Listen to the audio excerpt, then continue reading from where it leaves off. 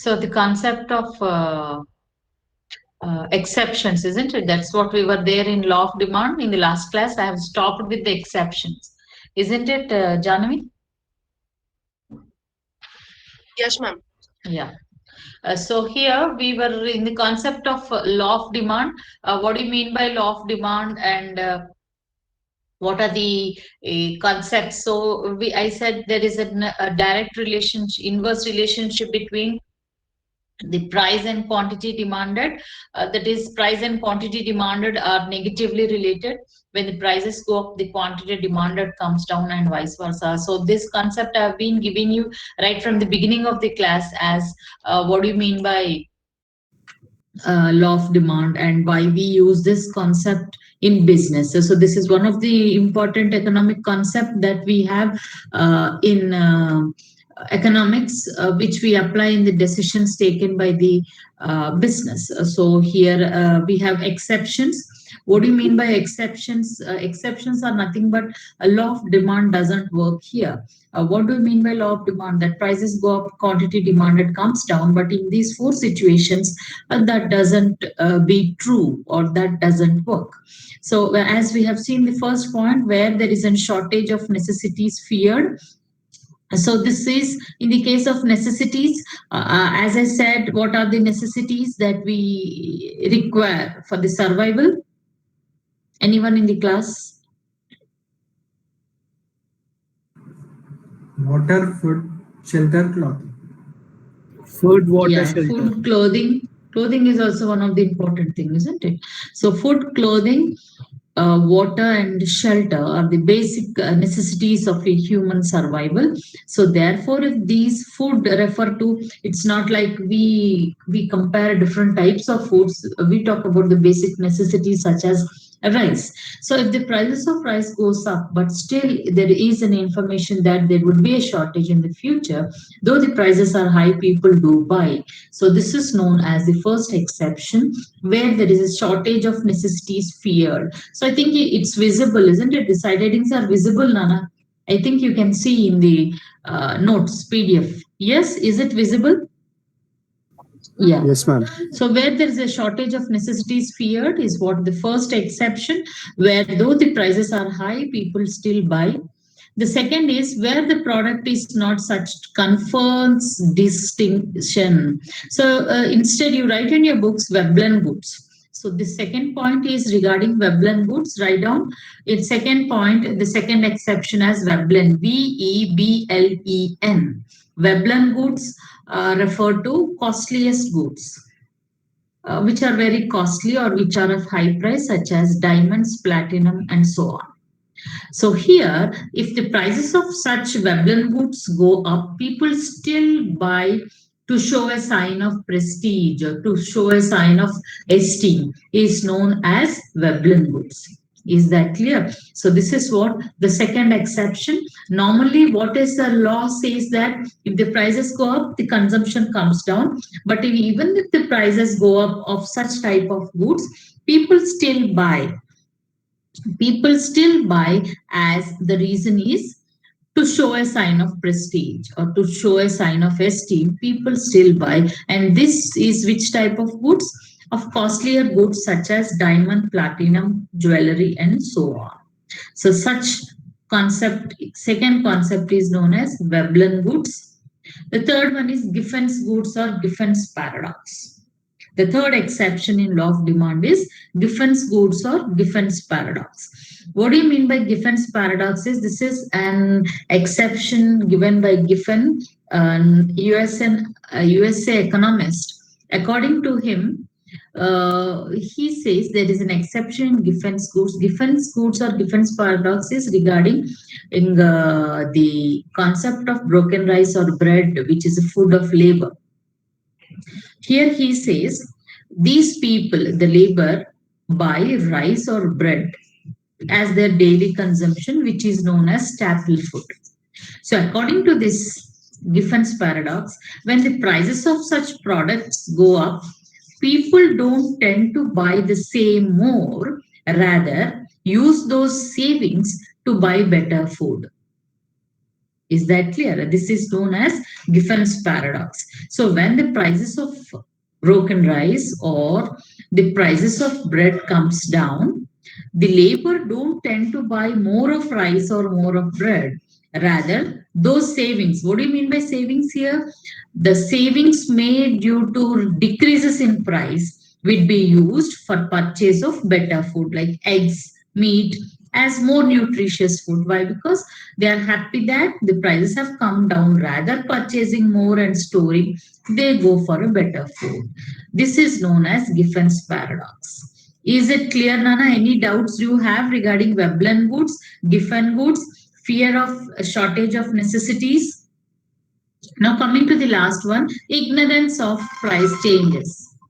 In case of ignorance of price changes, what happens is when the customer goes to the market for the first time and he is not aware of the current trend in market changes. In such situation, though the prices are high, he may purchase the same quantity.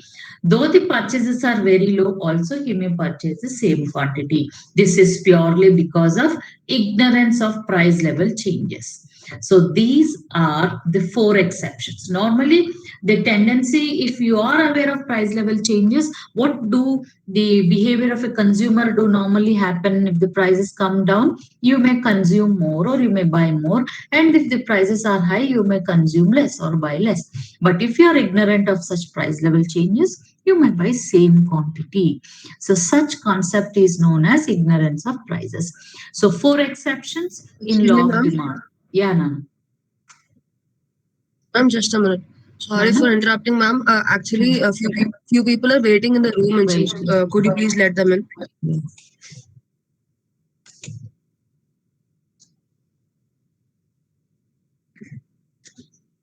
Did they enter, Nana?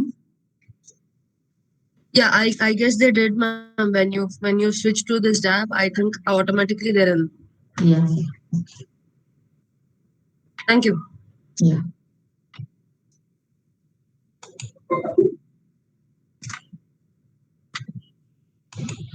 So these are the four exceptions. The first one is this one. That is in the case of a shortage of necessities feared. Second one is regarding Veblen goods. The third one is Giffen's goods. Fourth one is ignorance of price changes. So these are the four exceptions. Nana, any doubts in this? Any doubts in the case of law of demand and its exceptions? Giffen's goods is as the prices come down, rather purchasing more of broken rice and bread, they use their savings. What do you mean by those savings? Savings made out of reduction in price of broken rice would be used to purchase better food or better nutritious food. That is known as Giffen's goods. That have been proved that the behavior of labor would be like this if the prices come down in the case of staple food, that is broken rice and bread, which is a daily food of labor. Any doubts? And if you confirm, I can go forward. Is Clear, it ma'am.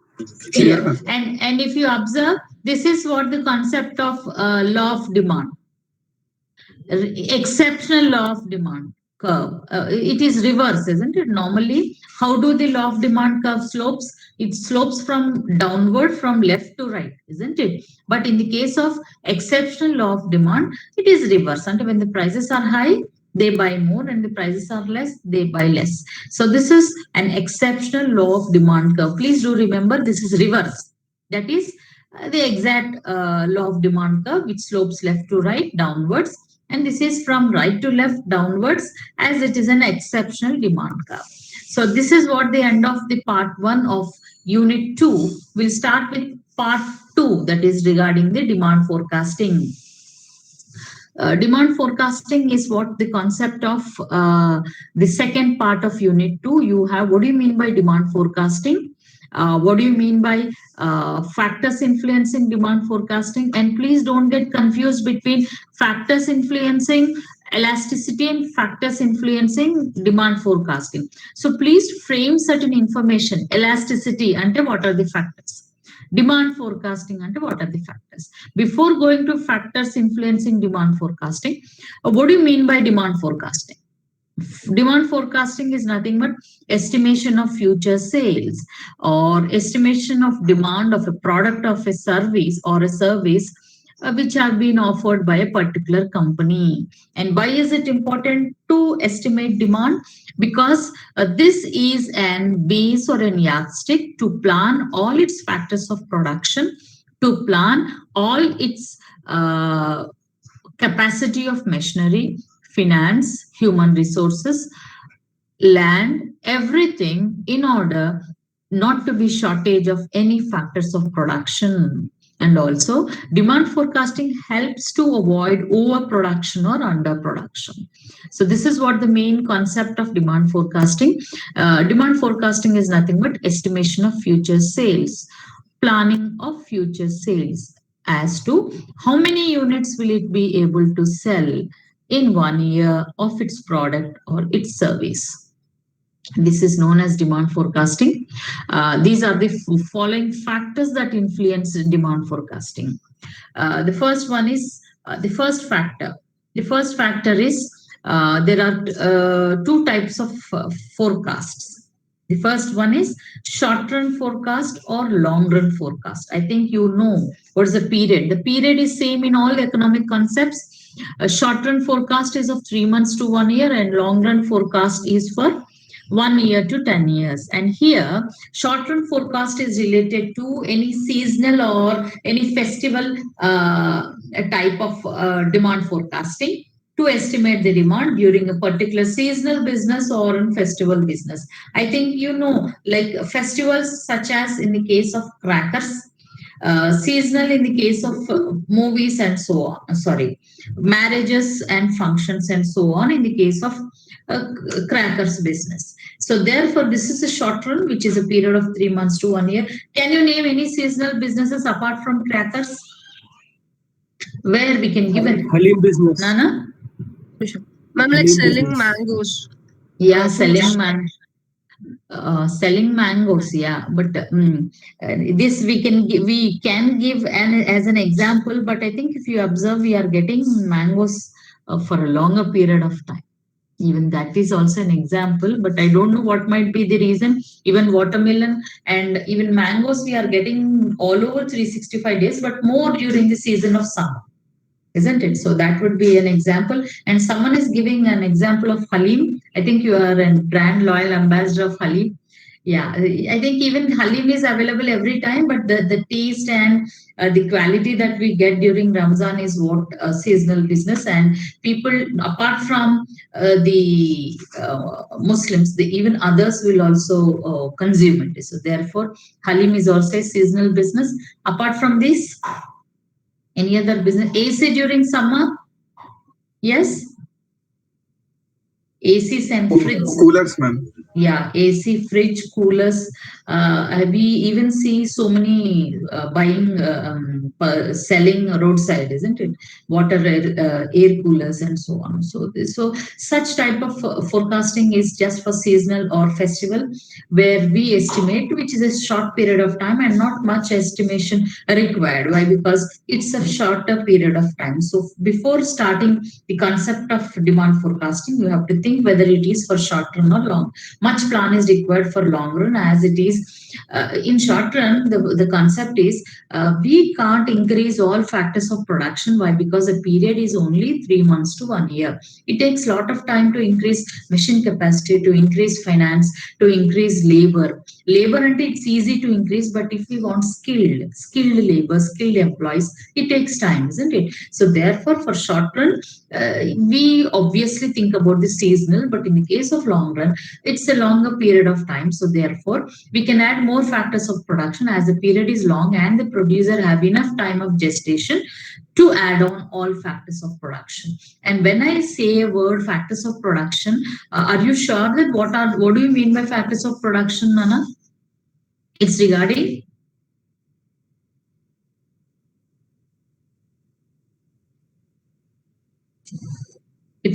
what? Raw material.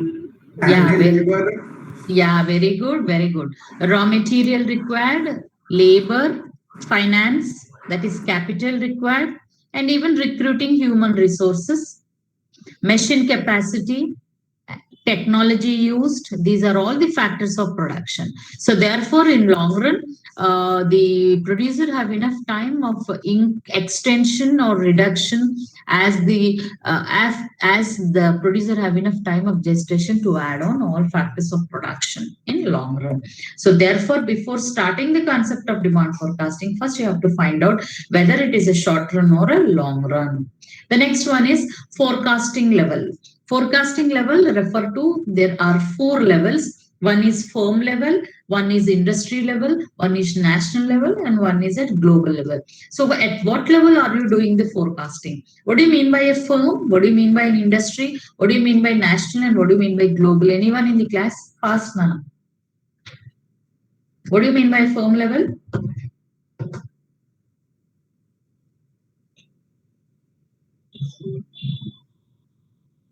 Firm. What do you mean by firm? Related to one business. Very good. Related. What's your name, Nana? 72, ma'am. Yeah. Mani So you Vishnudeep. tell me your name. Mani Vishnudeep.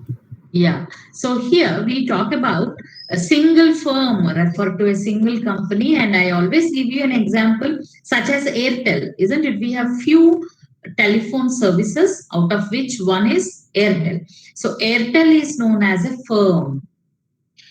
Similar type of industries carrying on same level of same business is known as an industry. So what do you mean by industry here? Airtel, Idea, Jio, Inka, Airtel, Idea, Jio, BSNL, and what else? Airtel, Idea, Jio. Yeah, Vodafone have been clubbed with Idea, isn't it? Yes, ma'am. Yeah, so these are all together make an industry. So here now you understood what do you mean by firm level and industry level. So for industry level and all firms together carrying on similar type of business is known as industry. So is the forecasting for a single firm, that is only for Airtel, or is it for the total industry, or is it for at national level, that is for one country, or is it global level for one particular product that have been rendered outside India. So this is what, as I said, NNP, GNP is nothing but having foreign branches or Indian nationals working outside. So all that income, if we add to GDP, we get GNP, isn't it? So global level refer to Indian companies having foreign branches. So what is the demand at global level also? So before going for forecasting, you have to see or consider, is it as a firm level, is it at an industry level, is it at a national level, or is it at a global level? So consumption only in one country is national level. Consumption of foreign customers is also at global level. So this is what the concept of forecasting level. Now going to the next one, degree of association, degree of orientation. So degree of orientation here refer to, is it for a general forecasting or a specific forecasting?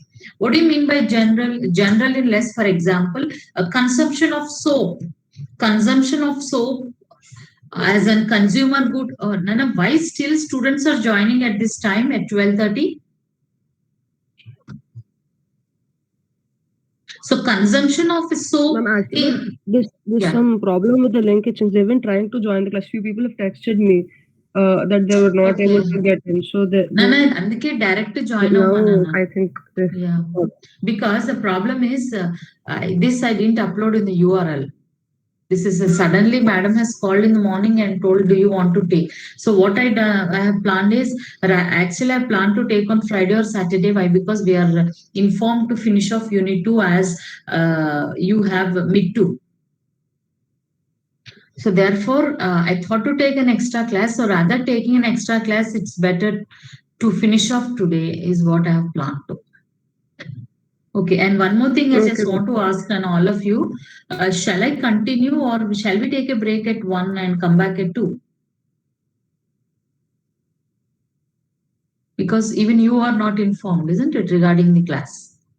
So please let me know what do you want. It's not a problem for me, whatever may be. If you are willing to take a break, then even I'll take and come back at 2 and continue and give you a break. Ma'am, at continue the class till 1, ma'am. Then again we'll start the class at 2. 2. Okay. Okay. Right. 1 to Is 2. it the same with all? I guess so, ma'am, because in the chat box there. Oh, yeah, yeah.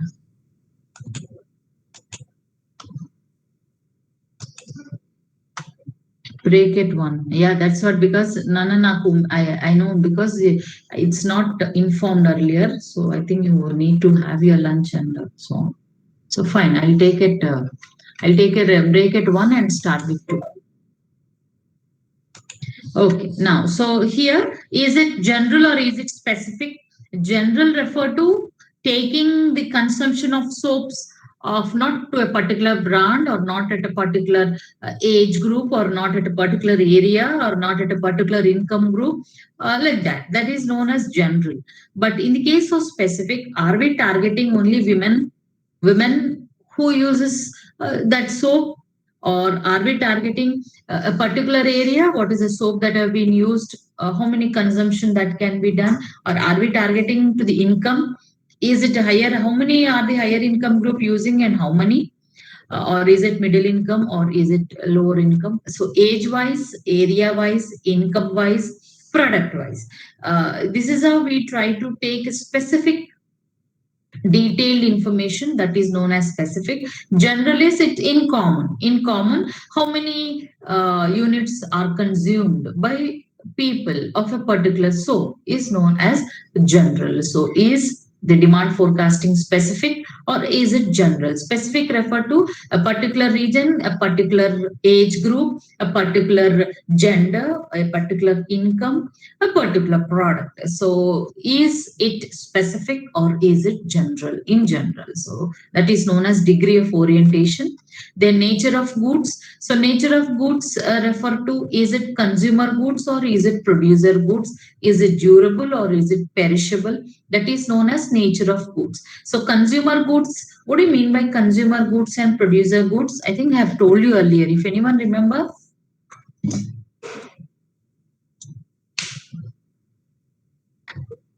Can anyone say, Nana, what is the distinction between producer goods? Nana, if it would be better if the class would be interactive rather than I going on telling you. Ma'am, is it like intermediary products and final products? Good. Yeah, but whatever the language you know, it's what you said, but the meaning is same. But consumer goods are directly consumed by the consumer, such as a soap, such as a shampoo, or such as any concept which is directly Producer consumed. goods are the goods. Yeah, your voice is breaking. Ma'am, Producer goods are the goods consumer which goods can. are the goods that are produced for the regular customers, ma'am. Like you've mentioned, Yeah, because I was yeah. about to say. And then producer goods are the Mm. goods that are manufactured for like exporting and all for the economic purpose of whatever it is, to gain income. Maybe Yeah, like an to gain intermediate one, like income. between countries, Good. between countries or Yeah, it's states. very good, Nana. It is not for, it's for gaining income. It's for further processing. Producer goods are not for the producer. If not for the consumer, it is for the producer, which cannot be directly consumed unless it's further processed, such as what we say it as paddy. Paddy cannot Maybe be like directly used. wood. That paddy cannot be directly used, isn't it? It is used unless and until Yes. it is further processed, and it is used only for the producers for sowing seeds, or it is used for the by the producer, not by the consumer. Or a tractor is used by the farmer for the, not for the consumption of himself for the further production, but not direct consumption of his personal. So though that is the distinction between producer goods and consumer goods. Now, coming to the durable and perishable, I think you are aware of what do you mean by durable and perishable. Durable refer to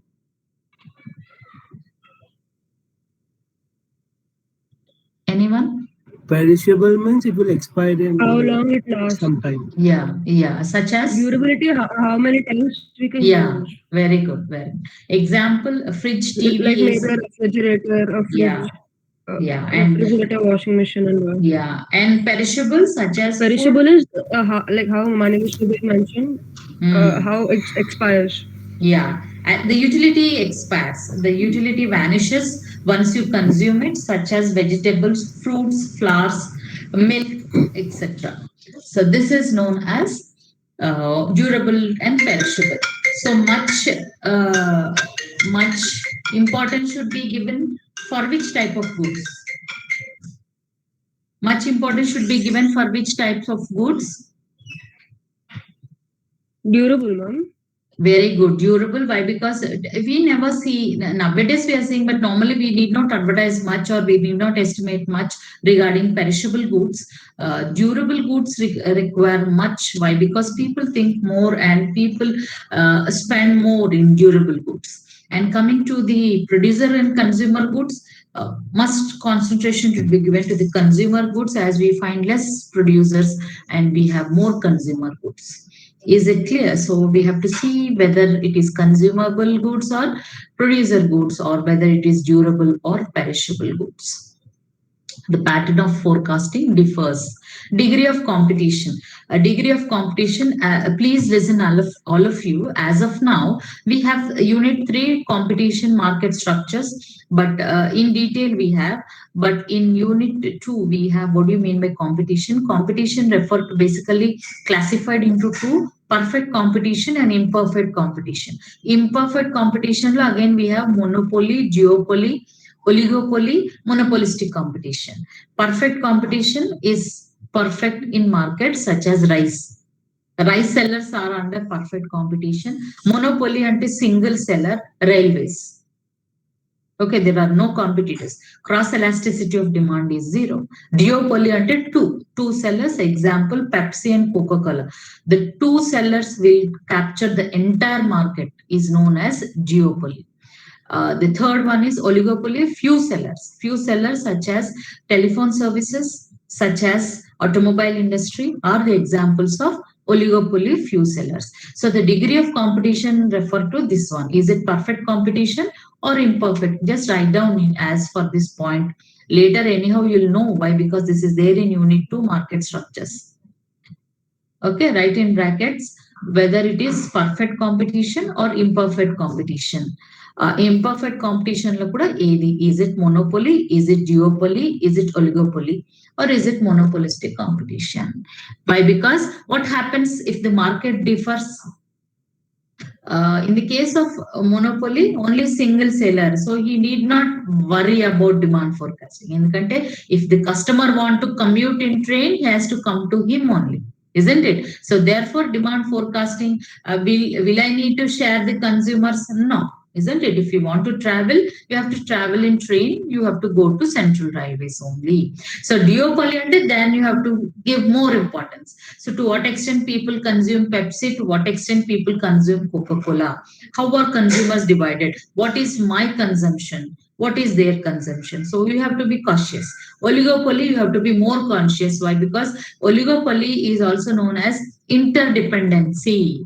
Oligopoly is cutthroat competition. Cutthroat competition, the people will come down to a very worst extent to grab all the consumers to them, like giving benefits or going rivalry to an extent where there would be a cutthroat competition, want to grab all the consumers.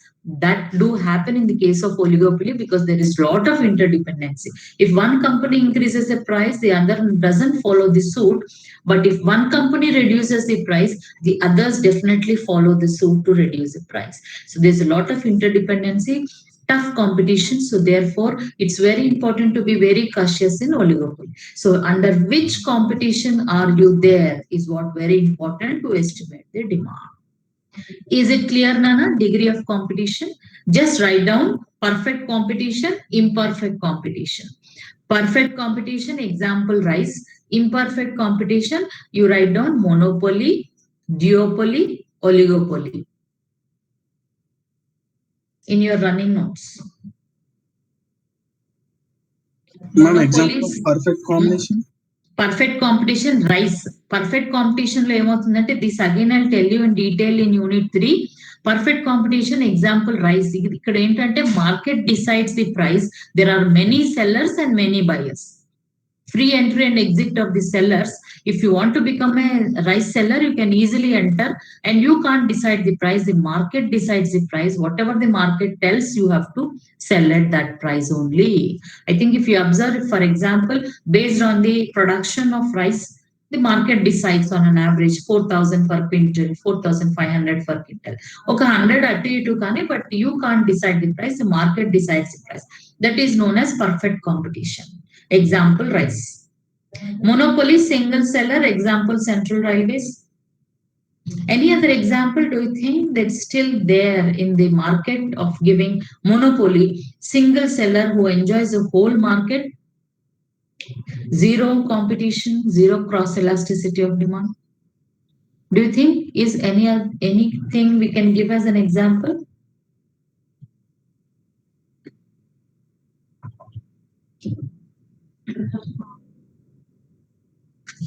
Yes, Nana. Till 2000, we used to even give the example of Johnson & Johnson baby products. So baby products ki Johnson & Johnson is the only manufacturer which is of USA.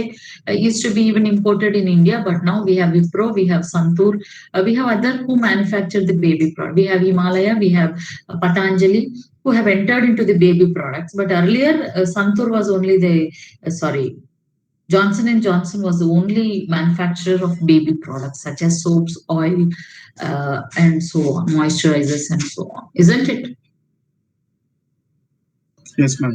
Yeah, and even before privatization of telephone services, we used to give the example of VSNL and BSNL, Videsh Sanchar Nigam Limited and Bharat Sanchar Nigam Limited for ISD and STD. So, but now everything have been privatized, so we have a number of services which comes under the oligopoly, many sellers. So this is all about these as an example. So degree of competition is what very important. Which type of competition it is in which you are going to estimate the demand of the products. Is it clear, Anna? This product, this example, this point? Yes, Yes, ma'am.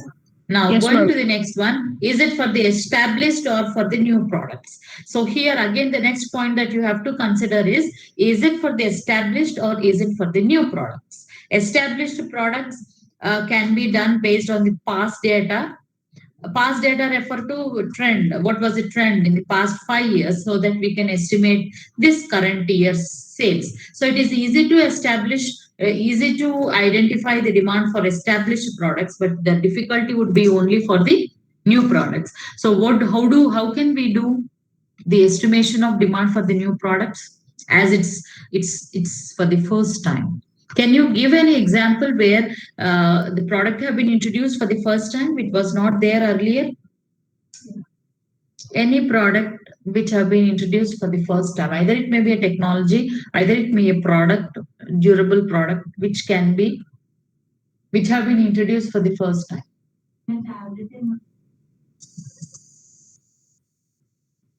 Electric vehicles. Something like a surface. Yeah, very good. Electric bikes. Yeah. Jana, you are saying something? Ma'am, I was gonna say selfie stick, but that was like few years before, but Yeah. still it was not there earlier in the earlier days. Yeah, new Or maybe like a invention. fidget spinner. Yeah. Electric batteries is electric battery bikes is a good example we can give. Why? Because this is for the first time and we didn't know as how do the consumer take this as what is the cost of per kilometer and how is the maintenance and how is the review and the feedback and how are the consumers experiences or consumer behavior regarding such cannot be estimated. So how can we sell? Because how can I manufacture at a mass? I can't go for mass production, isn't it? So therefore, we have even few techniques that are applied by the companies where the new products will not be released in the entire market. What do they do is they release to a few list of loyal consumers. Test marketing is what we say. So these release products would be released only to a set of loyal consumers who gives a review and feedback regarding the product, as we say it as an experiment. And the valuable review and feedback given by these list of loyal consumers would be taken into consideration. Any changes would be required, would be done, and then released in the open market. So that is how we normally go with new products. Or well, we even try to compare these products which are related to such any other established product is there. Did you understand, Anna? If the new products have any related products already in the market, we try to estimate the demand based on such estimation as an yardstick or as a base for them. So such is known as a demand forecasting. Is it for established or is it for new products? So this is what the next important concept, whether the demand forecasting is for established or for new products. Established would be a bit easy based on the past data. For new products, it would be a bit difficulty. Either they go with test marketing method or either they go for a related commodity which have been already established to identify the sales. Why? Because demand forecasting is for sure to plan for the production. So you can't just leave it as it is, isn't it? So you have to do it on any other base. So the base may be this one, that is past data or past information or related or any other method. Is it clear, Nana? The last factor is other factors. Other factors such as government policies, estimation of demand forecasting would also affect with government policies. Political factors, change in the fashion, change in the technology, change in the consumer's taste and preferences, isn't it? So these are the other factors which influence the demand forecasting. How come government policies have influence? Like for example, in the case of helmets, so helmets wasn't that compulsory earlier, isn't it? It's only past few years that they have made compulsory, and even the challenges have also been made strict. So if the challenges have been increased as a government policy, definitely the consumption would increase and the demand would increase. Therefore, the production should also plan accordingly. So that would be a government policy. Then coming to the political factors, like the government changes, the subsidies, the factors of production, or like a particular sector can be given a more importance. Like every time in the budget, agriculture may be given so much of budget, so much importance is given, or for small scale sector, or for large scale sector, or for sectors such as which are weaker or which the GDP is not much supported to that sector. So political factors will also influence. Change in fashion and change in technology and change in consumer tastes and preferences go in hand. Okay, change in fashion is led by change in technology, and change in technology will lead to change in consumer tastes and preferences. So these are the 7 factors that affect the estimation of demand forecasting. So this is what you need to write. What are the factors that influence demand forecasting? Now going to the methods. So methods is what one of the important question in unit 2, very important. So this is what the methods that you have, methods or techniques of demand forecasting. So here we have 3 basic methods classified into various methods. Is the handwriting clear? This is the notes of one of the student. Is it clear, visible, Nana? Yes, ma'am. Yeah. Methods of demand forecasting basically classified into 3: survey methods, statistical methods, and other methods. This is very, very important. By sure, this question will be coming every time. Either he may just ask statistical methods, or in one long 15 marks question by asking all the techniques. Okay, or in short, he may compulsorily ask just survey method, or in a half, a part B, A and below he may ask other methods. So don't miss this. Listen carefully. If you listen carefully, you can directly write on your own, or just give one reading in the textbook or the notes and directly write what it is. You can remember if you listen. Rather, you directly read from the textbook as what is actually going to say, what is the method. Is it clear, Nana? So methods are very important. Now coming to the first method, survey method. Survey method is, the name itself says, survey is taken by the consumers, from the consumers by the producer, and it may be from the directly from the consumer, or it may be even in the case of sometimes from Salesforce. So survey method is classified into two: survey of buyer's intention and survey of Salesforce intention. So survey of buyer's intention is further classified into census method and sample method. And just take down, census method is also known as total enumeration method. Total enumeration method or enumeration method. Census method is also known as enumeration or total enumeration. Enumeration method. So here, taking the intentions of the buyers or taking the data from the consumers is known as survey of buyer intention, which is further classified into two, out of which the first one is census method.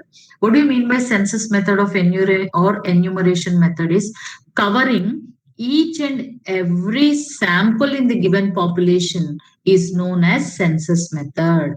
Covering each and every sample in the given population is known as census method. Like for example, we need to know what is the consumption of marker pens in the Hyderabad and Secunderabad, in the city of Hyderabad and Secunderabad. I need to know the demand forecasting of marker pens of colleges located in twin cities of Hyderabad and Secunderabad. So what I do under census method, I go to each and every college in Hyderabad and Secunderabad. An example, for example, there are 10 colleges here and 15 colleges there. I cover total 25 colleges and take the data of all the 25 colleges. What is their consumption of marker pens in a year is known as census method. Now going to sample method. Sampling method is nothing but selecting randomly on certain basis one representative as a sample, take the data of that sample and then estimate the entire population of that area. Like for example, I select one college in Narayanguda. I select one college in Himayatnagar. I select one college in Barkatpura, so that this one college represents the whole colleges that are located in Narayanpur. This college represents the whole colleges that are located in Himayatnagar. So I select one representative as a sample. The data that is taken from that college will represent the whole area. Selecting randomly or selecting on certain basis a representative which represents the total population of that particular area is known as sampling method. This is known as survey of buyer intention. Did you follow, Nana? Census method and sample method? Any doubts? Ma'am, once repeat sample method. Sample method ఏంటంటే not covering each and every sample in the given population. That is census method. Sample method, we select a representative which represents the whole location of that particular area. Is that clear? Like for example, taking the feedback of the faculty, not covering each and every student, but just taking where in which class the faculty goes, we just take from the CRs, the class representatives. Covering each and every student is census method. Just taking the feedback from the class representatives is known as sample method. So those representatives represent the feedback of whole class. Is it clear, Nana? Clear, ma'am. Yeah, this is known as census method and sample method. Now going to the survey of Salesforce. Survey of Salesforce intention is nothing but, here this is in the case of consumer goods, where the intention here is, as the salespersons are the people who are in direct contact with the consumers, they better know what is the buyer's intention, what is the buyer's taste and preferences. Like in the college students, for the girls or for the boys or for the children or for the adults, or for the men, which product would be more preferred by the consumers and more consumed by the consumers. Why? Because as they are the direct people who are in direct contact with the consumers, who know what they are buying, what is their perception, and what is their taste and preferences. So the data would be taken from the sales force, not by the consumers.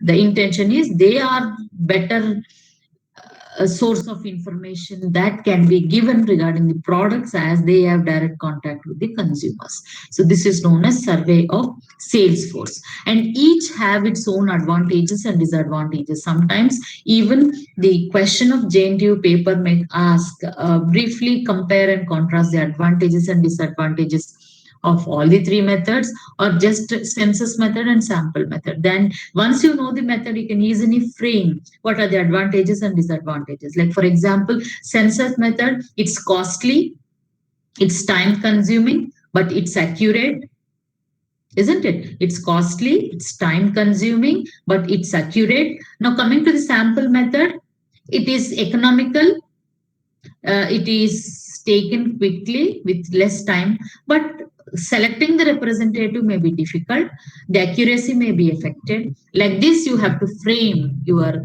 answer regarding the advantages and disadvantages of each method. Is it clear, Nana? Is survey, yeah, is survey Yes, method ma'am. clear? Survey method clear? Yes, ma'am. Clear, ma'am. Yeah, Yes, ma'am. yeah. Survey method classified into survey of buyer intention, survey of sales force. Survey of buyer intention further classified into census method, sample method. Census method covering each and every member in the population is known as census method, which is also known as enumeration method. Sample method refer to selecting a representative who represents the whole given sample is known as sample method. Survey of sales force intention is nothing but taking the data from the sales force as they have direct contact with the consumers. They better know what are the tastes and preferences of the consumers. So that would be a better source of information for demand forecasting. So this is all about survey method. And after the break, I'll start with the statistical methods. And if you don't understand anywhere, stop me and ask once again. Is it clear? Please don't hesitate to stop and ask if you didn't follow any method or any concept in this, as this is an important one. Is it clear? So again, get back to you at 2 o'clock after your break. Please be on time. Meer enta late cheste, even the class would extend to that. Yeah. So now we have done with the first set of method, that is survey method. The next one is statistical methods. So statistical methods are more accurate and more reliable. Why? Because it would be based on certain calculations. The extension of demand forecasting methods would be statistical methods. Why? Because census method and sampling method is not with the direct calculations, but it might be biased, as the information given by the consumers may not be always right, or it may be biased by the sales force. So further extension would be like these statistical methods would be more such as based on the calculations, applying certain formulas to identify the estimation of demand forecasting or to estimate the demand of a particular product. So here statistical methods are basically classified into 4. The first one is trend projection method. The second one is barometric technique. The third one is simultaneous equation method. The fourth one is correlation and regression method. So these are the 4 methods that are classified under statistical methods. So statistical methods, so the first one is trend projection method. So here the trend projection method highlights the concept of the estimation of future sales based on past trend or based on past data. Trend refer to based on past data. So trend projection method refer to estimation of demand forecasting or estimation of demand based on past data is known as trend projection method, which are further classified into 5. The first one is trend line by observation. The first method under trend projection method. Nana, maintain simultaneously your notes so that you write in your own language in the way how you understand along with the examples. Is that clear, all of you? Yes, ma'am. Yes, ma'am. Examples will not be remembered again, isn't it? So therefore, write down the side heading and then write the points in your own language as how you understand, which is convenient to you. So trend line by observation is nothing but it's a graph which shows x-axis as the number of years and y-axis as the sales, and where the producer observes how is the line moving. Is the line moving upwards or the downwards, which is just an observation of the way how the sales have been in the past 5 years or 10 years. So just by observation, like if the past 5 years the sales are increasing, then the coming year, that is in the 2022 also, we expect the sales would increase. That is known as trend line by observation. It's just a graph which might be a bar graph or just a line graph which indicates the flow of sales in the past. It may be 5 years or it may be 10 years. That is known as trend line by observation, just to observe the line as to how the sales were in the past 5 years or past 10 years. Like one axis would be the sales, the other axis would be the year in which what were the sales were. Is it clear, Nana? This is known as trend line by observation. Clear? Yes, ma'am. Yeah, it's just a line on a graph which shows what is the movement of sales in the past data. So here we don't calculate anything. Yeah. Ma'am, few people want to didn't attend. Enter. Didn't enter.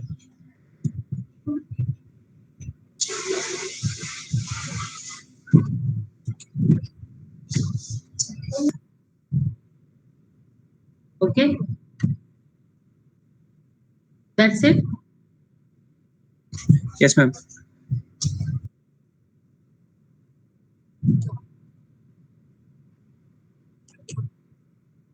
So trend line by observation is just to observe how is the trend going on. The next one is a least square method. So this you need to write down, Nana. All of you have your BEFA notes.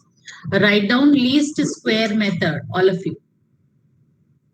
Least square method. The second method in statistical methods of trend projection method.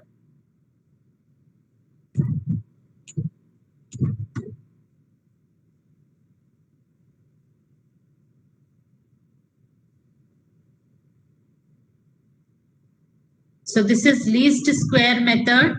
The second method, the estimation of linear trend equation of sales is just write down this formula now. That is S is equal to X plus Y into T. All of you write down S is equal to X plus Y into T.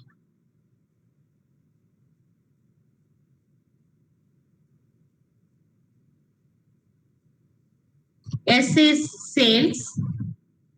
S is equal to sales. X and Y are calculated. X and Y are calculated from past data. X and Y are calculated from past data that fits the formula. From the past data that fits the formula, and capital T is the year number. Capital T is the year number for which the forecast is made. Year number for which the forecast is made. So here you don't get any practical problems. You have to just write the formula and write what each concept means. So linear least square method is nothing but a particular formula applied to estimate sales. And here X and Y is nothing but the data that have been taken from the past. So for example, it might be regarding 2 products, or it may be regarding the 2 years or whatever. So this would be the concept of X and Y calculated based on past data. Remember, to that extent, that's enough.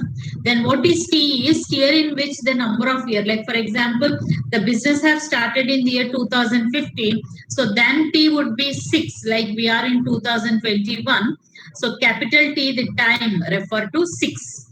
So this is how we try to estimate the sales of 2022. Is that clear? S is sales, X plus Y are the values that are calculated based on the past available data.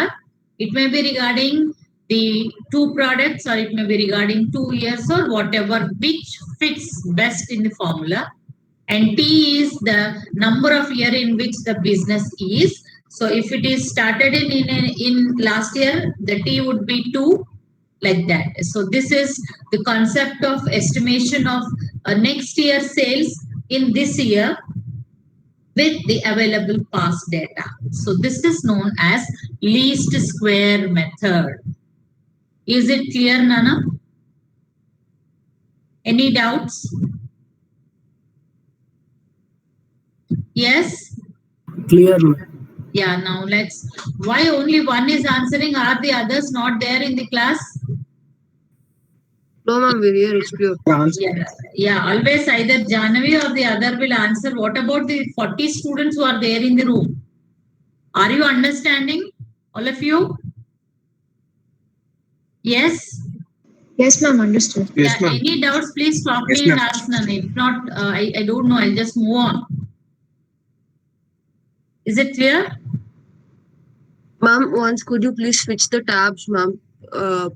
People are still trying to join. Children, Nana, ఏంటి నాన్న ఇది ఎప్పుడు దాకా ఇది? Yeah, ma'am, they're trying to join the wrong link, so they're unable to get in.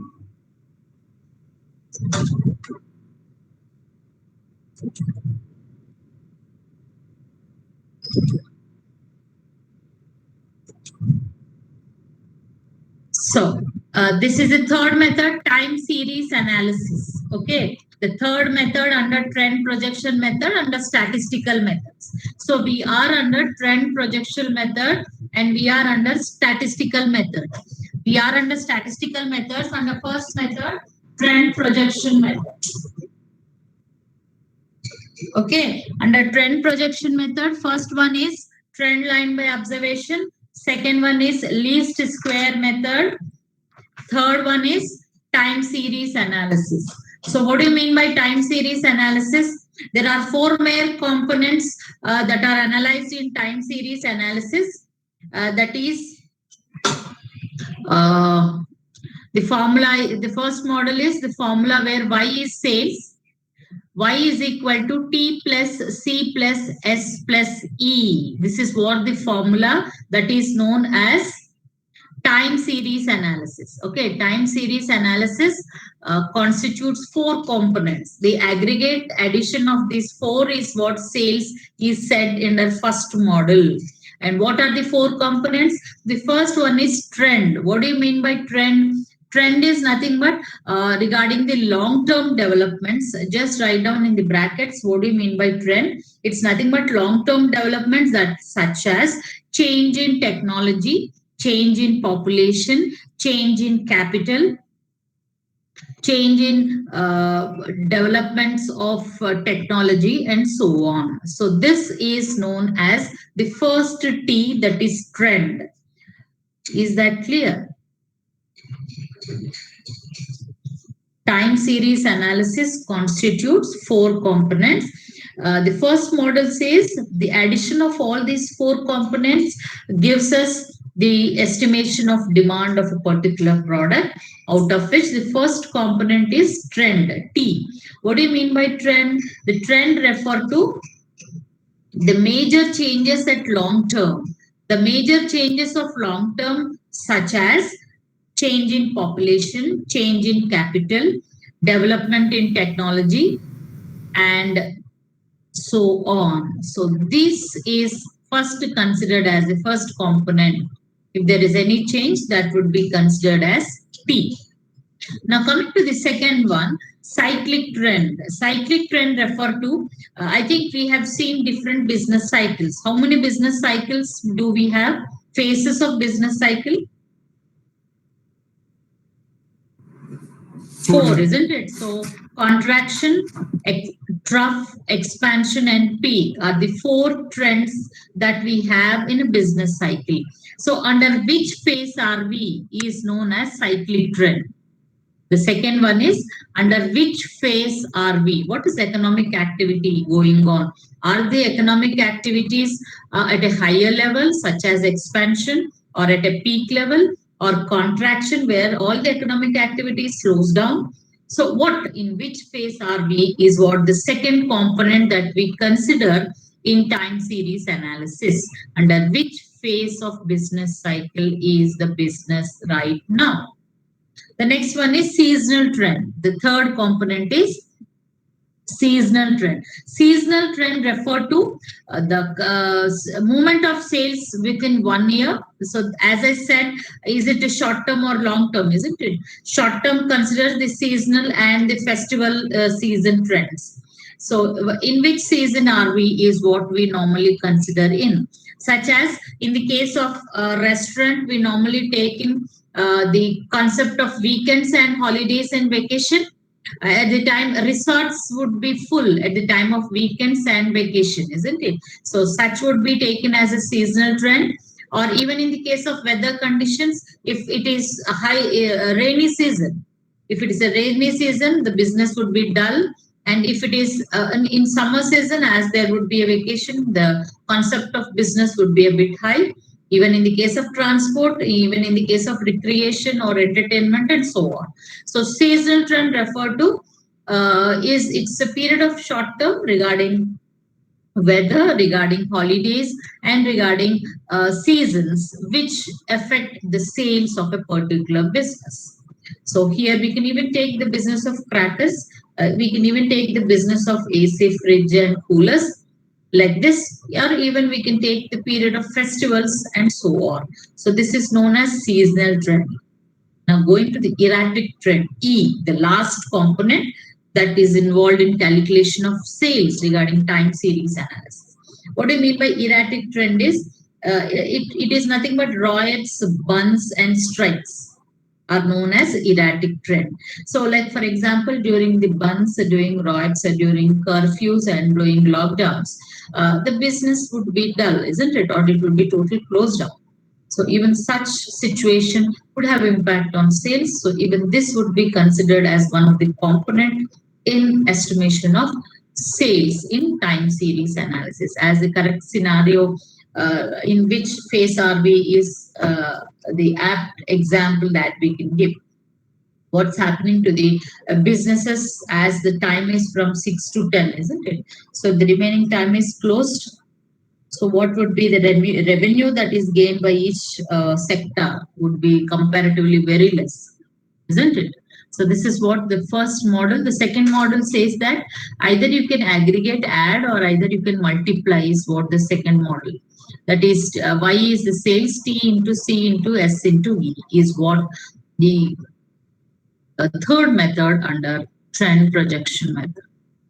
Any doubts in any concept? This is known as time series analysis.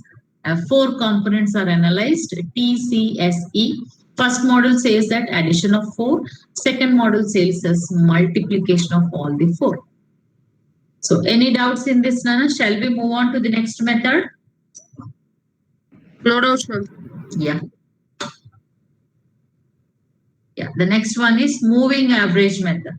So moving average method is the next method that we have in the case of trend projection method. Just all of you take down a table which have 3 heads now. Trend moving average method. I'll tell you with an example so you can easily understand. Divide the page into 3 columns. First column, date and month. First column, date and month. Second Second column, daily sales in lakhs. Daily sales in lakhs. Third column, 3-day moving average. Third column, 3-day moving average.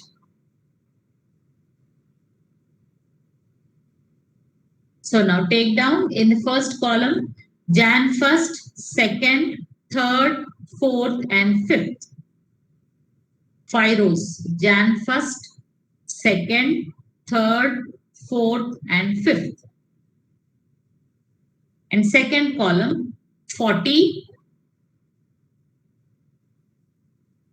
Shall I start, Nana? Second column? Yes? Yes, ma'am. Yes, ma'am. Second column, 40, 44, 48, 45, 53. 40, 44, 48, 45, 53. So here, listen carefully. You have 3 columns, isn't it? First column is date and month. Second column is daily sales in lakhs. Third column is 3-day moving average. So moving average is a method which considers the average of either it may be 3 days, or either it may be 2 days, or either it may be 4 days, depending upon the nature and type of products that you deal with.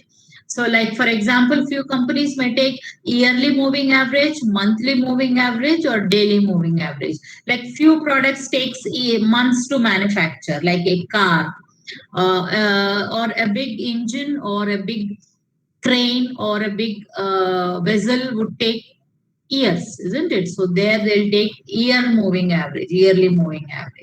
And the products such as a soap or a shampoo takes daily. So daily moving average would be taken for such type of products. So what is this method is, so for the fourth day, what do they do is, we have 5 dates, isn't it, Nana? We have 5 dates. So for the 4th day of estimation, what we do is we take the average of 3 days, that is 40 plus 44 plus 48. The total would be how much? 40 plus 44 plus 48. Just tell me. 132. 132 32. divided by 3, how much do we get? 44. 44. So the estimation of 4th day sales would be 44. So this is known as 3-day moving average. Moving average method is nothing but we estimate the 4th day sales based on the first 3 days average. Now going for the 5th day, what we do is we leave 40 the first day and go with 44 plus 48 plus 45. Just add, how much do we get? Leave 40 and take 44, 48 and 45. Add the 3, how much do you get? 137. 137 divided by 3. 45.6. 45.6. So the 5th day sales we estimate is 45.6. So this is known as moving average method. Now again for the 6th day, if at all, what we do, we leave 40, we leave 44 and add 48 plus 45 plus 53 divided by 3. So this is what known as moving average method. We estimate, like this company's policy is 3-day moving average. So they have calculated on 3-day moving average method. So it's nothing but based on the immediate past, they estimate the next day sales. So this is known as moving average method. Any doubts, Nana?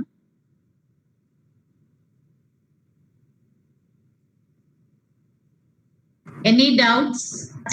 Ma'am, what about the first 3 methods, ma'am? I mean, first 3 dates, what will happen during First that time, 3 ma'am? days, దాని ముందు నాన్న ముందువి ఇంకా ముందు. Okay, ఇప్పుడు ma'am. 4th day ఏమో 1, 2, 3 as the data is like this. 1, 2, 3 average 4th day. 2, 3, 4 average 5th day. మళ్ళీ Yes, 3, 4, 5, 6th day అట్లా ఇవి పాత డేటా మీద again okay, ma'am. okay the day from which the business have started. This is known as moving average method. Is it clear, Nana? Yes, ma'am. Yeah, shall we move on to the next? Yes, ma'am. Yeah, next one is exponential smoothing. Write down the next one, exponential smoothing. The formula is not required. Why? Because we don't do the calculations. You unnecessarily get confused with the formula. The only thing here is exponential smoothing is nothing but they apply certain weights to. What do you mean by weights? Weights is nothing but the importance. So for which is the importance given under exponential smoothing? Listen carefully now. This is an extension of moving average method. What happens here is weights. Weights are nothing but importance. Importance is given for, more importance is given for immediate past and less importance is given for distant past. Why? Because immediate past would be more reliable with the current trends rather than distant past. In this intention, they apply certain weights for immediate past and give less importance to distant past. So that is known as exponential smoothing. We did not write all these formulas and explain what it is. This is nothing but weights are given, weights are applied. For what weights are applied? More importance and more weights are applied for immediate past and less weights and less importance is given for distant past. It's an extension of moving average method. This is known as exponential smoothing. Is it clear, Nana? What is this method? If you write that, it's enough. You need not write the formula and explain what these are all. Okay? Yes, ma'am. Yeah. Now going to the next one. So did we finish off all the methods in this one or anything is left? Oh, yeah. We have done with the all 5 methods. Trend line by observation, least square method, time series analysis, moving average method and exponential smoothing. So these are the 5 methods under trend projection method. Is that clear? So under statistical method, the first main method is over. Now going to the second main method, that is known as barometric technique. So what do you mean by barometric technique? It's nothing but one set of data is used to predict another set of data. One set of data is used to predict another set of data is known as barometric technique. Certain relevant indicators or barometers are identified to predict the sales of a particular product or a service. Like example, what would be the demand of a soft furnishing of a particular house in a particular locality? What do you mean by soft furnishing? Soft furnishing is nothing but woodwork, the finishing work and so on, isn't it? So such demand can be estimated by the indicators such as how many are the newly constructed houses in that particular area. So this would be taken as a barometer to estimate the demand for soft furnishing in that particular locality. Is that clear? Or the another example we can say is internet connection or cable connections. So internet or cable connections demand can be estimated on the basis of how many newly occupied houses are there in that particular new locality. So one set of data is used to predict the other set of data. Or GDP. GDP indicates if I want to start a business, which sector is giving maximum GDP to the country? Is it restaurant business?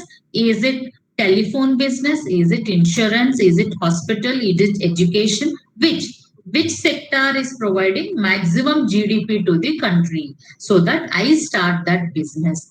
So GDP is an indicator to start up your business as which is more profitable. Or NASSCOM. NASSCOM is one of the agency which provides software technologies which gives us more employment. So if you want to start up a course, you go to the study of NASSCOM that provides you which language or which course provides maximum employment to you. So to start up a course is what the data required. So what data you are using? NASSCOM is the data that you are using as a barometer to decide which course is providing me 100% employment. Is that clear? So this is what the concept of barometric technique. Is that clear, Nana? Certain barometers are identified as indicators which gives us the information as one set of data is used to predict the other set of data. Is it clear, Nana? Can you give any other examples? I have given 4 examples. You can give any other example? As one set of data is used to predict other set of data.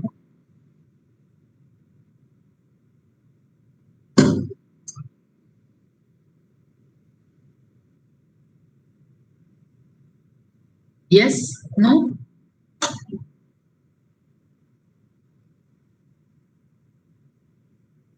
Yes, Nana, can you give? Shall I move on? Did you understand at least if you're not responding? Ma'am, understood, ma'am. Yeah. All of you? All of you understood? ma'am. Shall I proceed? Yes, ma'am. Yeah. Now going to the next method, simultaneous equation method. So here, simultaneous equation method is an extension of barometric technique. So here, we consider, excuse here, we don't consider only one set of data, we consider all possible variables which influence. Who is the person who is entering at 2:34? May I know who is that?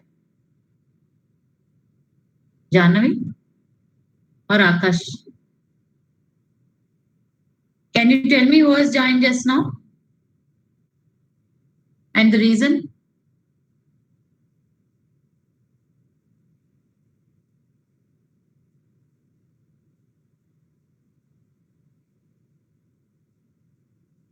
Now, simultaneous. Yeah. Simultaneous equation method is the next method which considers all possible variables that influence the sales of a particular product in the economic environment. So, such as sales, such as advertisement, such as income, such as the taste and preference of the consumers, like that. All possible variables are considered. Not only one set of data is used. All possible variables that influence the sales of a particular product in an economic environment would be considered simultaneously. That is an extension of barometric technique. Barometric technique takes only one set of data to predict other set of data, but simultaneous equation method, all possible variables that influence the sales of a particular product would be considered simultaneously. So like such as sales, price, all the determinants of demand, isn't it? How many are there? 9, isn't it? 9, isn't it? So therefore, all possible variables would be considered to influence sales of a particular product is known as simultaneous equation method. Now going to the correlation and regression. Correlation is nothing but it helps us to identify the relationship between two variables, whether they are positively related or negatively related. That is known as correlation. They apply certain formulas to identify whether they are positively related or negatively related. Correlation, we have formulas, but here you are not required to. You need to write what do you mean by correlation. Correlation is nothing but it helps us to identify the degree of relation between two variables, whether they are positively related or negatively related, such as price and sales are negatively related, income and sales are positively related, advertisement and sales are positively related. So such would be considered to identify whether what is the relationship between two variables, whether positively related or negatively related. This is known as correlation. Then coming to the regression, regression helps us to identify the degree of association between two variables, whether they are dependent variables or independent variables. What do you mean by dependent? Dependent variables refer to One factor will definitely affect the other factor. Independent variables refer to one factor doesn't affect the sales of the other factor. So to identify whether it is a dependent variable or independent variable, regression analysis is used. So there, whether they are positively related or negatively related, here whether they are dependent variables or independent variables. So this is known as a correlation and regression analysis. The last method in which the last method in Statistical method. yeah, statistical methods. That's it in statistical methods. Let's move on with the other methods. The last 4 methods we have in other methods. So anyhow, I'll forward this PDF, which you can see again. So, yeah, other methods. So there are 4. Now coming to the first method, expert opinion method. So what do you mean by expert opinion method? The companies hire an expert because the company thinks that these experts would be more professional, more knowledge and more accurate. So they hire these consultancies and experts in order to get data. So they get the ready-made information once we pay these experts as the form of consultancy. The first main reason is they are not biased. Why? Because they are neither towards the consumer, neither towards the company. So they would be unbiased. So more accurate, more professional, more easy to get the information. So therefore they hire an expert thinking that the data would be more reliable and more professional. So expert opinion method is nothing but hiring an expert, either a consultancy or we have so many agencies who does this work done by paying. They give us the ready-made data with the number as to how many units will be able to sell in one particular year. So that is known as expert opinion method. And the next one is test marketing. This is what I said. In which method we use this for which products? Test marketing.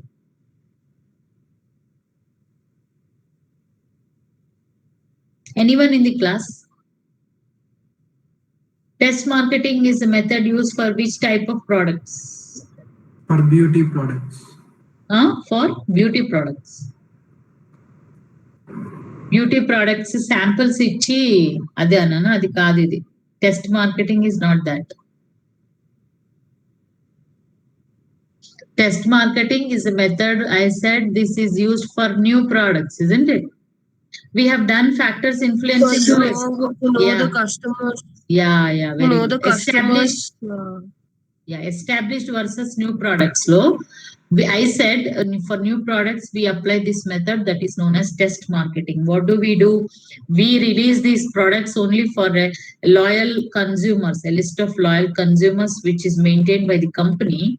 So the product would be released to only those consumers, take their valuable information, review and feedback.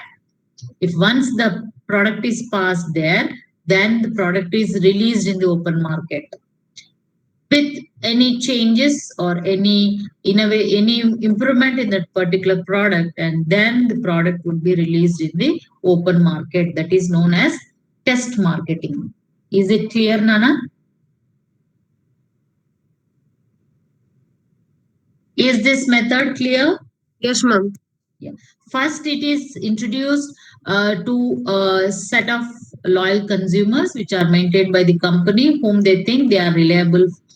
Then the review and feedback would be taken with these consumers, and then after necessary changes, if required, based on the feedback given by those consumers, the product would be released in the open market.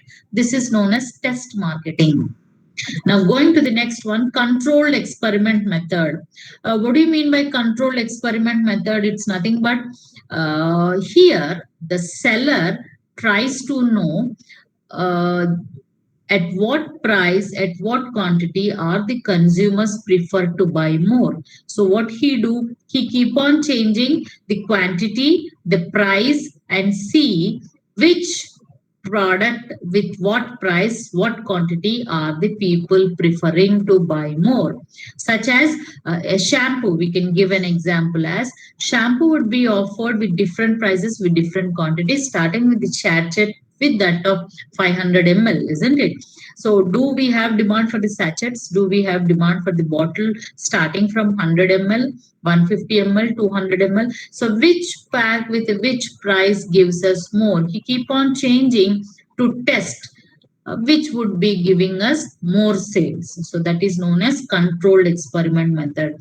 What is changing? What is controlled? Price with quantity to test which is giving more sales. That is known as controlled experiment method. That is, here it tries to use change on with the taste and preferences on the consumers based on the package, based on the price, and so on. Is that clear? The next one is judgmental approach. Even now you didn't observe, Nana, CRs who have come recently. 2 students have joined now. Did you observe who have come now? Okay, I'll test in No, this now. Anyhow, I can see, isn't it? When they have joined, what is the duration? Okay, I'll catch out. Ma'am, we are not able to see, ma'am. To Yeah, the left, we're not getting any notification that someone has joined. Yeah, in the country and the attendance, we have this app, no? I can see that. Okay, anyhow, we have downloaded this app to know which students have been attending to how long. Okay, so now control experiment method, is it clear? Now going to the last method, judgmental approach. So what do you mean by judgmental approach is when none of the above methods is suited with your type of product, then the final judgment would be with the management, in the hands of the management, as to which, how many units should I be able to sell. Why? Because we can't just leave as no method is suiting your product. Then what we do, we just can't leave. We have to estimate the sales to plan our production. The last resort is judgmental approach, and who will be the judge? The management would be the judge. Either whatever the data that is available at that situation, either it may be a historical data, or either it may be a turning point in terms of policies and procedures, or whatever may be the strategy based. They try to estimate the sales. Okay, so this is known as judgmental approach. So this is the end of the concept of methods of demand forecasting, techniques or methods of demand forecasting. So you have to write this chart and start explaining if he asks all. If not, if he asks whatever, you just write only that chart and start explaining with that. Okay, so this is the concept of techniques of demand forecasting. The next concept that you have is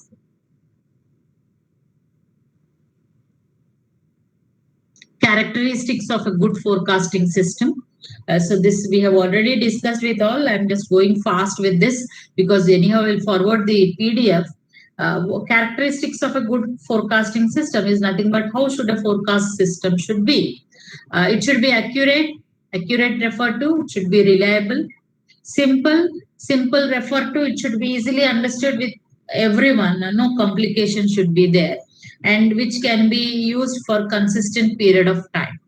Okay, then next economy refer to, economical refer to, what do you mean by economical? It should be cheaper, not costlier. Why? Because why do we do the demand forecasting? What's the basic intention behind conducting the concept of demand forecasting? Yes. Why is demand forecasting done? In order to avoid losses, isn't it? Yes or no? Yes, ma'am. Yes, ma'am. So in order, if it is costlier, there is no fun in doing the concept of demand forecasting. So always it should be economical. Then the next one is availability. The availability of the data should be there. If not, whatever the method you apply would be mere waste.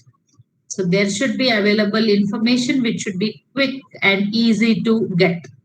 Then plausibility, reasonable or probable. So plausibility refer to reasonable or probable. It should be reasonable or probable, not exactly opposite whatever the method that you select, because it's very essential to have correct interpretation. So if it is goes exactly opposite, then whatever you have done will go in the bin along with suffering of losses. It should be effective. Effective refer to the judge.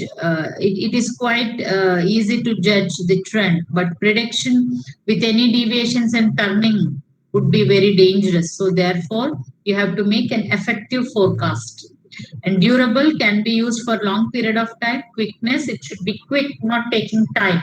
Before time, it should be there before you start your production. So there are the 8 points that you have to have a good forecasting system.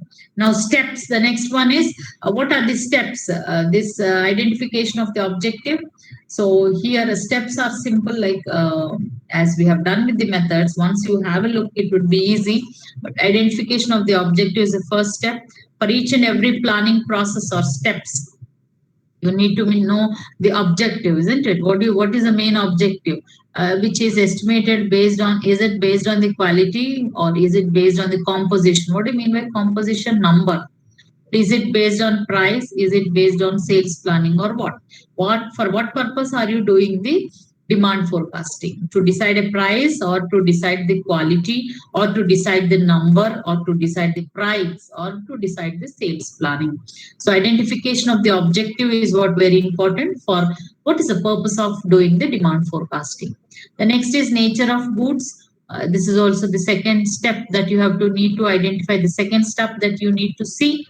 Again, goods consumer are durable or non-durable or producer are, that you need to identify. Then proper methods should be selected. So in total, how many methods are there? Can you quickly tell me? Under survey method, we have 3. Under statistical method, 1 plus 5 plus 3. 8 plus 4. 15 methods we have, isn't it? 15. So which is more suitable, that would be taken. Interpretation of results is what very important, isn't it? So this is what the last step of demand forecasting. So steps constitute 4. So this is what you have. And the last concept in unit 2, supply analysis. So what do you mean by supply? We have done with the demand analysis, isn't it? What do you mean by demand? How many units will I be able to sell is known as demand. Supply is, we have even law of demand, isn't it? Law of demand have inverse relationship, but supply, law of supply has direct relationship. Here, what is supply is nothing but supply of a commodity is defined as various quantities of the commodity which a seller is ready or willing or able to sell at different prices is known as supply. Here, who will supply? The producer will supply, isn't it? So here, there is a direct or positive relationship between the price and supply. When the prices are more, the supplier is ready to supply. When the prices are less, the supplier is less motivated or supplies less is known as supply or law of supply. Is that clear? So this is an exactly opposite of demand. Demand has inverse relationship or indirect relationship or negative relationship. But in the case of supply, they have direct relationship, positive relationship. If one increases, the other increases. If prices go up, the supply goes up. And what do you mean by supply? Supply is nothing but the quantities of a commodity where a producer or a manufacturer is ready to provide in the market at different prices is known as supply. Okay, now let us see what are the determinants of supply. The determinants or factors of supply are Sx is nothing but supply is equal to function of Px, Py, Pz, Pf and Ot. What do you mean by Sx is nothing but amount of quantity supplied. F is function of price of the product itself. Then Py1 and Pyz is nothing but prices of related goods in the market. Pf is prices of factors of production. O is the producer's objective. P is the technology used in producing. So if these remaining the same, What do the law of supply says? The law of supply established a direct relationship between quantity of goods supplied and its price. The law of supply can be summed up as other things remaining the same. As the price of commodity rises, its supply increases, and vice versa. And as the prices falls, its supply declines. And what the other things remaining the same? This is what the other things remaining the same. That is the prices of related goods, the prices of factors of production, the objective of the producer, and the technology. Is that clear? And the supply would be like this. The law of supply diagram is upward. Law of demand is downward from left to right, and law of supply is upward from left to right. Is it clear, Nana? This is what law of supply is. That's end of unit 2. I'll forward this PDF. Any more doubts you can ask. Anything left over in your syllabus, just check unit 2. And I haven't quiz for you. If everything is done, I'll just start the quiz for you.